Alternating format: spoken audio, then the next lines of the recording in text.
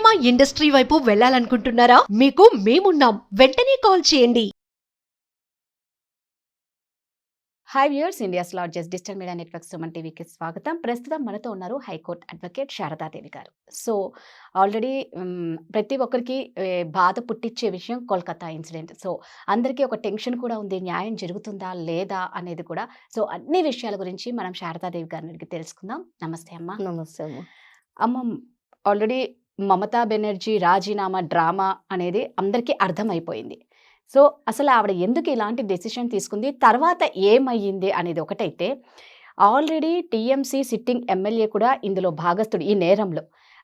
ఈయన ప్రమేయం ఎంతవరకు ఉంది, ఈయనని ఎలా ఇన్వెస్టిగేషన్ చేశారు, at the same time Sandeep ఘోష్కి ఈయనకు అసలు ఏంటమ్మా, ఒక ప్రిన్సిపల్కి ఎమ్మెల్యేలకు సీఎంలకు ఏంటిదంతా? అసలు ఫస్ట్ మనకి ఈ కేసు గురించి చెప్పుకునే ముందు ఫస్ట్ కల్ప్రిట్ మమతా బెనర్జీ అమ్మా.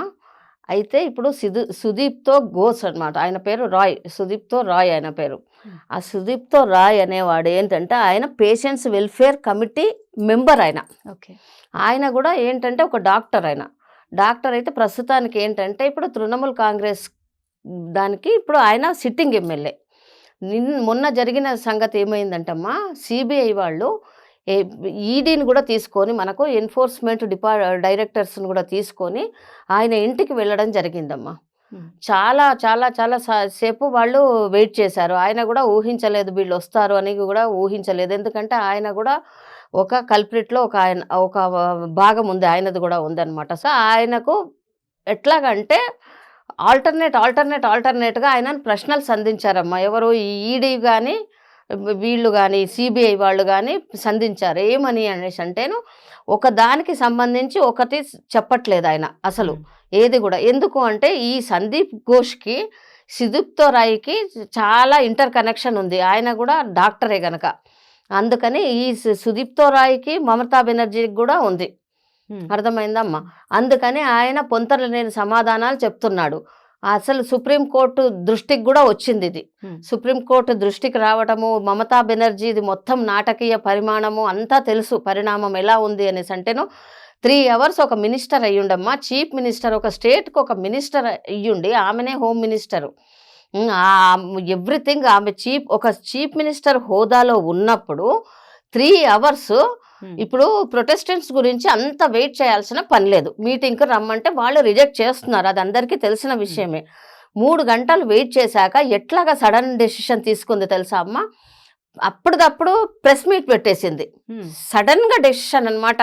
ప్రెస్ మీట్ పెట్టి, నాకు ప్రజలే కావాలి, నా హోదా కంటే నేను రాజీనామా చేస్తాను, నాకు ప్రజలే నాకు ముఖ్యం, ఫస్ట్ నాకు వాళ్ళ బాగోగులే ముఖ్యం అని చెప్పి ఒక ప్రెస్ మీట్ అనేది పెట్టడం జరిగిందమ్మా. వాళ్ళ ఎవరికి ప్రెస్ మీట్ పెట్టి, ప్రెస్ మీట్లో ఇది ఒక నాటకమే. ఇది ఆమెను ఏదో మనం ఆమె ఏమనుకుంటుంది, ఇప్పటికి కూడా ఈ రోజు వరకు కూడా సుప్రీంకోర్టు మందలిచ్చింది ఆమెను తెలుసా నీకు? సుప్రీంకోర్టులో కూడా ఏమైంది, మమతా బెనర్జీని కానీ పోలీస్ డిపార్ట్మెంట్ని కానీ చాలా చాలా చాలా చాలా వాళ్ళని ఎన్ని తిట్లు తిట్టిందో అన్ని తిట్లు తిట్టిందమ్మా. చాలా అంటే చాలా అసలు ఎట్లాగంటే, ఎంతటి వాడినైనా నేను వదిలిపెట్టాను, నువ్వు ఒక స్టేట్కు ఒక మినిస్టర్వేమో కానీ, మినిస్టర్ అనే కాదు ఎవ్వరు వచ్చినా కానీ న్యాయం ముందు ఎవరికైనా కానీ పనిష్మెంట్ ఈక్వల్గా ఉంటుంది. మీకు ఎవరైనా కానీ అక్కడ లేకపోతే, ఇప్పుడు మేము అనేది ఇప్పుడు ఒక సుప్రీంకోర్టు మీద హోప్ అనేది ఉండాలి అనేసి అంటే మేము కూడా కరెక్ట్గా చేయాలి అని సిబిఐ వాళ్ళని ఫస్ట్ మందలించింది, చాలా మందలించింది. ఈడీని మందలించింది. ఎందుకు, సిబిఐ వాళ్ళది కొన్ని తప్పిదాలు ఉన్నాయి.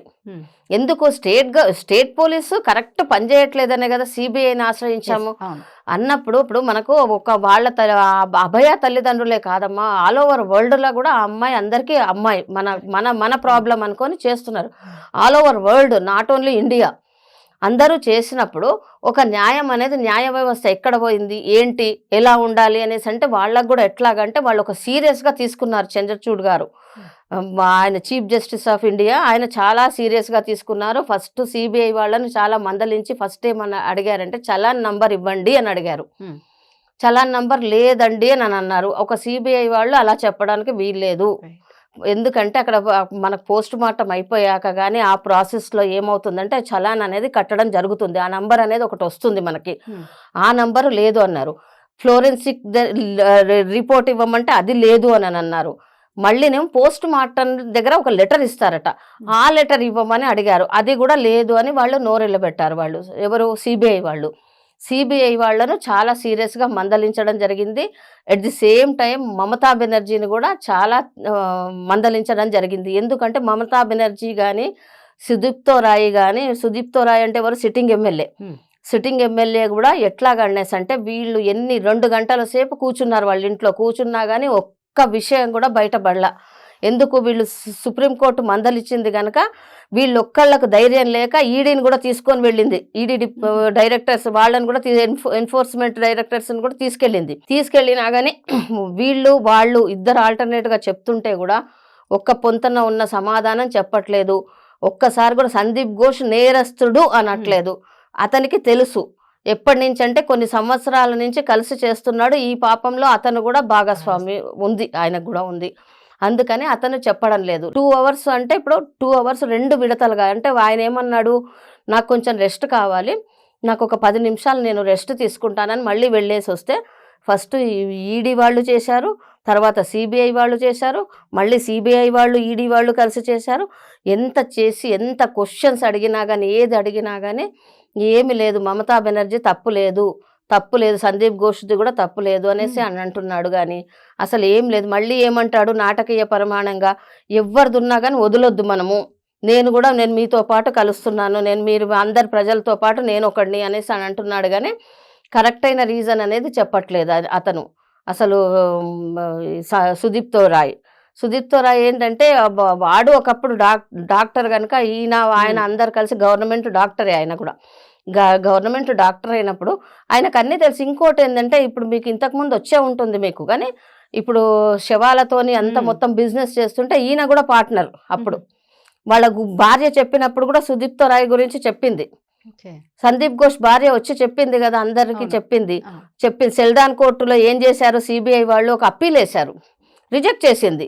ఎందుకంటే వీళ్ళది తప్పిదం ఉంది, వీళ్ళది అసలు కరెక్ట్గా చేయట్లేదని చెప్పి వీళ్ళది రిజెక్ట్ చేసేసింది సెల్డా కోర్టు కూడా. సెల్డా కోర్టు రిజెక్ట్ చేయడం అయింది. మమతా బెనర్జీ అప్పటిదప్పుడు మనకు ఏదో ప్రెస్ మీట్ పెట్టడము, అన్నీ పెట్టి ప్రజలే నాకు ముఖ్యము, అది ముఖ్యము, ఇది ముఖ్యము, అది ఇది అనేది చెప్పడం జరుగుతుంది. ఆమె కరెక్ట్గా ఇనిషియేట్ తీసుకొని ఫస్ట్ ఏదో ధర్నాలకు దిగడం అట్లా ప్రొటెస్ట్ చేయకుండా ఆమెనే ఇనిషియేట్ చేసుకొని ఆ డాక్టర్ను కూడా, ఆమె ఒక chief minister of west Bengal, ఆమె అనేది ఎంత పనిష్మెంట్ అయినా చెయ్యొచ్చు, ఆమెకు ఆ రైట్ ఉంటుంది.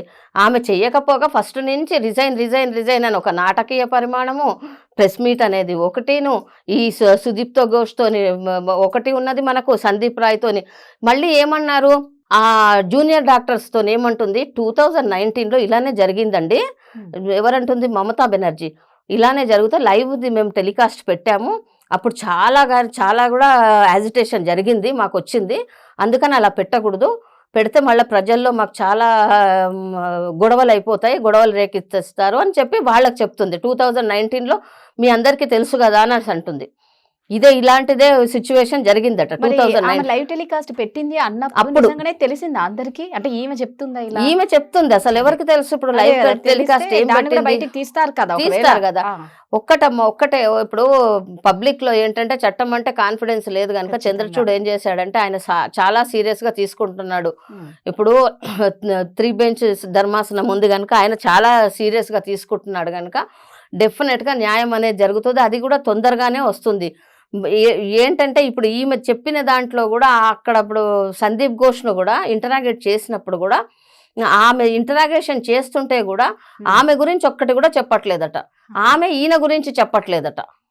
ఏది అడిగినా కానీ సందీప్ ఘోష్ గురించి చెప్తే ఆయన చాలా మంచివాడనే అంటుందట, కానీ అసలు సందీప్ ఘోష్కి ఏ పాపం తెలియదు అని అంటుందట. అంటే వీళ్ళు ఎంత ప్రీ ప్లాన్డ్ గా నువ్వు ఏమన్నా చెయ్యి, వాళ్ళు నిన్నేమన్నా చెయ్యి, నువ్వు మాత్రం నోరు తెరవక్క అని చాలా స్ట్రాంగ్ గా ఉన్నారు వాళ్ళు. ఓకే, సో అందరం ఆల్రెడీ 17వ తేదీ తీర్పు కోసం చూస్తున్నాం కాబట్టి కొంచెం ఒక ధైర్యం వస్తుందేమో అమ్మ ప్రజలకి, అంటే సుప్రీంకోర్టు న్యాయం చేస్తుంది అని, అంటే కొన్ని వింటూ ఉంటే ఇప్పుడు ధైర్యం వస్తుంది, ఖచ్చితంగా న్యాయం జరుగుతుంది మన భారతదేశంలో అని అనిపిస్తుంది.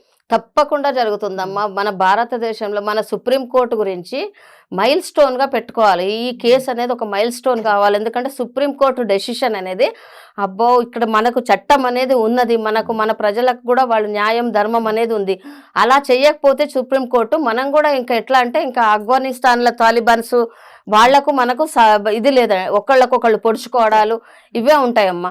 నాకు నమ్మకం ఏంటంటే నేను చెప్తున్నానమ్మా, సుప్రీంకోర్టు డెఫినెట్గా ఎవరైనా ఎంత పెద్దవాడైనా వాడు ఎంత బడా బాబు అయినా ఎవడైనా కానీ శిక్ష అనేది తప్పకుండా విధిస్తుంది. నాకు ఎందుకంటే చీఫ్ జస్టిస్ ఆఫ్ ఇండియా మీద నాకు చాలా చాలా చాలా నమ్మకం ఉంది. ఎందుకంటే ఆయన చాలా మంచి పేరు ఉంది, మాకు తెలుసు, మాకు తెలుసు లీగల్గా, మాకేంటంటే ఒక అడ్వకేట్గా మాకు తెలుసు కనుక చెప్తున్నాను.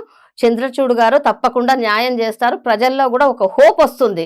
అరే మనకు కూడా ఏంటంటే భయం పోతుంది. ఏంటంటే ఏదన్నా జరిగినా కానీ మనకంటూ ఒక కోర్టు అనేది ఉంది, మనకు సుప్రీం కోర్టు మనకు న్యాయం ఇస్తుంది అని చెప్పి లోవర్ కోర్ట్స్ ఇప్పుడు ఏదైనా ట్రయల్ కోర్ట్స్ కానీ డిస్ట్రిక్ట్ కోర్టు కానీ హైకోర్టు మీద లేకున్నా కానీ సుప్రీం కోర్టు అంటూ మాకుంది అనే ఒక భరోసా అనేది ఇస్తుంది, ఇవ్వాలి అని కోరుకుంటున్నానమ్మా నేను. సూపర్ అమ్మా, నిజమమ్మా. అంటే ఒక ధైర్యం, ఒక నమ్మకాన్ని ఇస్తుంది అని అమ్మ క్లియర్గా చెప్తున్నారు. దట్టు ఇప్పుడు సుప్రీంకోర్టు కూడా చెప్పింది, ఇప్పుడు ఎవరిని వదలొద్దు, ఇప్పుడు వేసే శిక్ష నెక్స్ట్ వాళ్ళకి భయం ఉండాలి, ఇవి రిపీట్ అవ్వద్దు అనే చాలా స్ట్రాంగ్గా చెప్తున్నారు. కాబట్టి అందరం ఎదురు చూస్తున్నామండి. న్యాయం జరగాలి, ఆ బిడ్డ ఆత్మకు శాంతి చేకూరాలని, వాళ్ళ బాధిత కుటుంబానికి, తల్లిదండ్రులకు తట్టుకునే శక్తి, ధైర్యాన్ని ఇవ్వాలని, న్యాయం జరగాలని ఆ భగవంతుని కోరుకుంటాం. థ్యాంక్ యూ అమ్మా. థ్యాంక్ యూ అమ్మా.